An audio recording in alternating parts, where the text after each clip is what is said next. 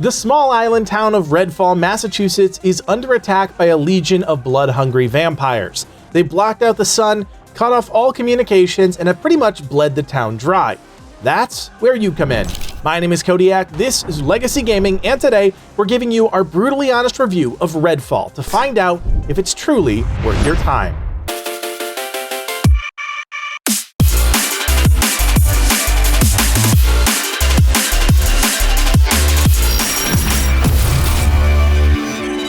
When it comes to reviews on the channel, we don't really like to bury the lead, and as much as it pains us to say this, we genuinely can't recommend Redfall, at least not as a solo player and not at full price. Considering this is from Arkane Austin, makers of both Prey and Dishonored, it's a bit of a shock.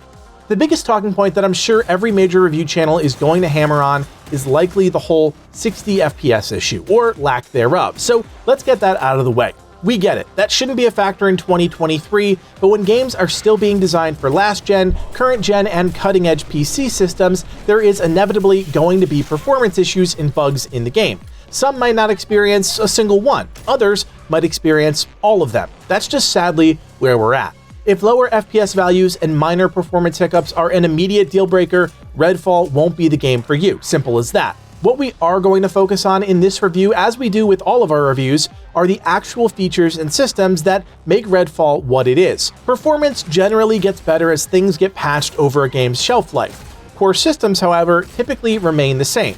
So let's start with that all-important 30,000-foot view.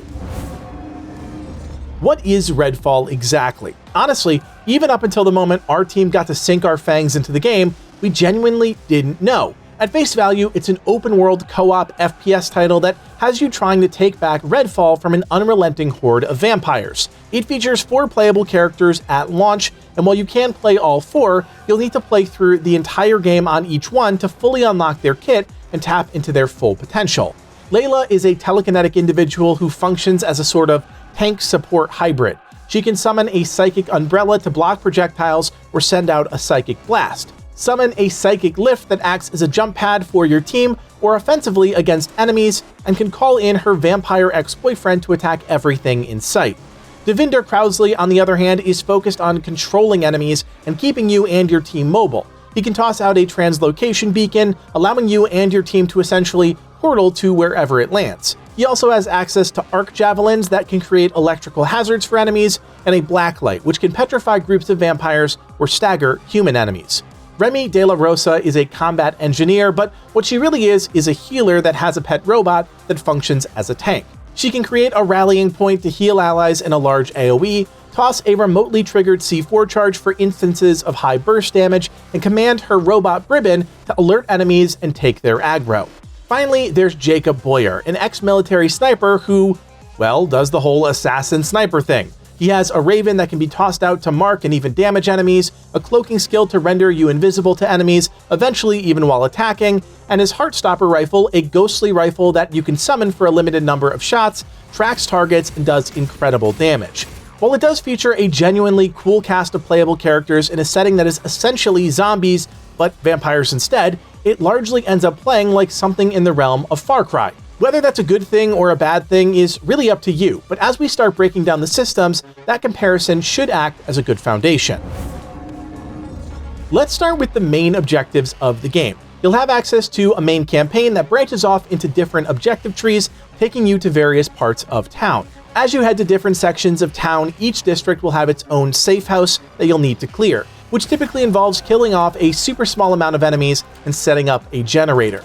Inside the safe house will be a single side mission, yes, you heard me right, that then unlocks the ability to locate and fight a vampire underboss, the supposed big bad of an area that holds the respect of all the other vampires under them.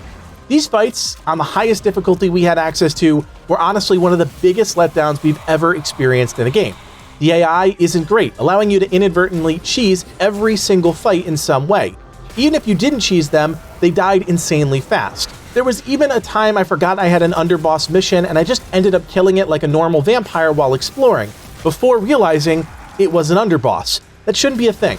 Throughout the campaign, you'll spend ample time exploring Redfall, and let's talk about that for a second. It genuinely feels like most of the time spent developing the game was put into creating a town where nearly every building is explorable. They are genuinely beautifully crafted spaces, and I found it to be a high point with the game. But Redfall itself has little to nothing in the way of things to chase. Big, beautiful sandbox with nothing meaningful to track down. What's honestly the most egregious part of exploration is the lockpicking and hacking, which is definitely a low point worth mentioning. While exploring Redfall, you'll run across all of these elaborate houses, only to realize they're devoid of anything meaningful except for a single currency disguised as various items in the world. Frequently, you'll run across locks that need picking and keypads that need hacking. Simply hold down the interact button, and as long as you have the necessary lockpick or rewire, you're in. Talk about a letdown. It's lazy, made worse by the fact that your rewards for breaking into these places are often just as lackluster. Some currency, food for health, a replacement of the lockpick or rewire you just used, and if you're lucky, a randomly rolled weapon. What this all rolls up into is a boring gameplay loop where you search houses for currency that you then use to buy more lockpicks and rewires to go get more currency, all so that you can roll the shop vendor inventory to hopefully get more potent weapons. It's not great. At face value, it's vanilla, but maybe, just maybe, it's redeemed by some really over-the-top and interesting weapons with cool, unique secondary effects. That's gotta be the case, right? Wrong. Here again, we've got bad news. The weapons in Redfall just miss the mark. The weapons themselves don't inherently feel bad. They're guns and they function like guns, but in terms of things that could help them stand apart, the developers just dropped the ball. We've said time and time again that passive stat boosts are boring and an uninspired system within games, and with Redfall, the team leans so hard into that, it's impossible not to call it out. There are 7 different types of guns in the game: handguns, flare guns, shotguns, sniper rifles, assault rifles, UV beams, and stake launchers. Sadly, no matter how cool a weapon looks, the inner workings of said weapon are just boring. It's becoming quite the theme. On top of that, there aren't any customization options on the weapons besides changing its skin and adding a different looking stake to the front. You'll notice perks like, this weapon does 20% more damage, or this weapon carries 2 more rounds in a magazine. Nothing that would ever make you believe you're wielding something special, despite the weapon's appearance and rarity. It's genuinely sad when the most interesting perk we found was, this weapon's bullets can kill vampires. Yeah, you heard that right. In all fairness, that's actually a pretty cool perk because standard bullets will only bring a vampire to the brink of death in the game, and if left alone, they'll fully regenerate. But that's besides the point. If you were hoping that Redfall's combat was going to be the game's saving grace, I've got slightly better but less than ideal news for you. The combat can easily be described as arcadey. It's fast and frenetic, which is partially why we drew the comparison to Far Cry, because it comes off in much the same way. You don't have access to a dodge, but you do have all of your character abilities, which are fun to use and decently designed. You can, of course, enhance all of your abilities in interesting ways via each character's skill tree. Jacob's Raven, for example, became an absolute monster when fully leveled, capable of flying through walls, hitting an enemy, and chaining to all enemies nearby while creating more ravens on each hit. The skill genuinely got new functionality and changed the way the character is played. Have to give the team credit there because that's the sort of design we like to see, even if it's simple. The pace at which you level up and earn skill points, however, is painfully slow. By the end of the campaign, we were barely cracking level 20 out of 40, allowing us to max out essentially 1 ability. Progression is also basically non-existent. You're looking for 3 weapons to wield, a blood perk to equip, and levels to enhance your skills or basic stats like ammo reserves and health. We said before, there's almost nothing to chase in the game, and we meant it. The challenge then becomes the cadence and dance of combat, which is sadly almost identical from encounter to encounter. Fights against vampires boil down to shooting them until they get too close, then running away to avoid their attacks, rinse and repeat. Without a dodge mechanic, you're left with limited options, which almost pigeonholes the combat experience. Luckily, the enemy variety does add a bit of depth here, and while we've seen many of the tropes before, it helps establish the overarching world as somewhat dangerous. Basic vampires will dash forward, quickly trying to lunge and scratch you. Siphoners will play the ranged game, attempting to drain your blood from a distance. Blood bags will run at you and quite literally explode on top of you if given the chance.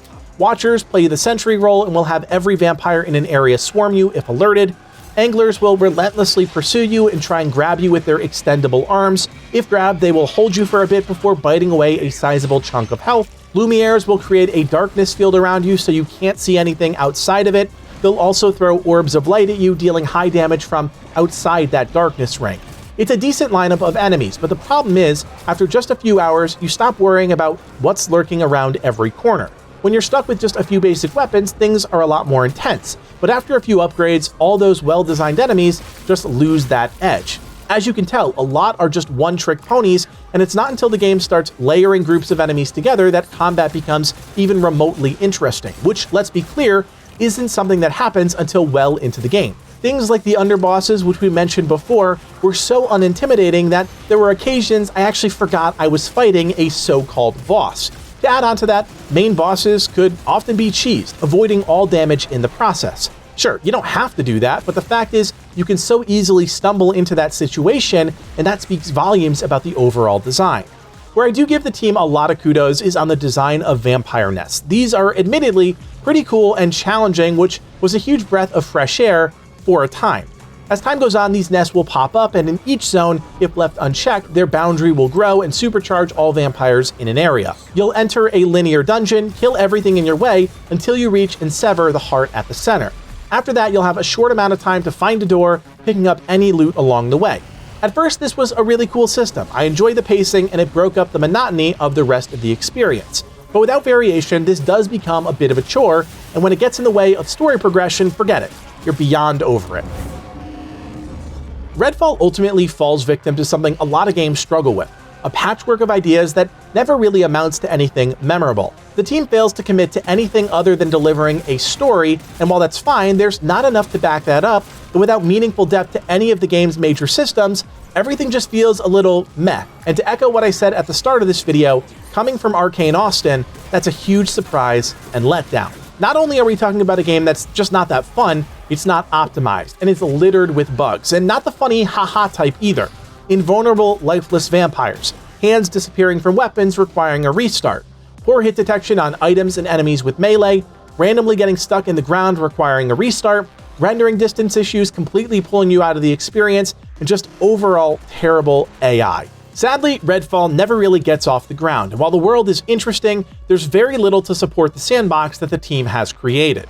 The final nail in the coffin was when we beat the game. Final boss is defeated, roll the credits, game wipe. Everything we worked for was completely gone, and when we had the option to restart with our character progression and weapons carrying over, it was a straight-up curveball that really sealed the deal for us. Do they really expect us to run the campaign like this 8 times to fully level 4 characters?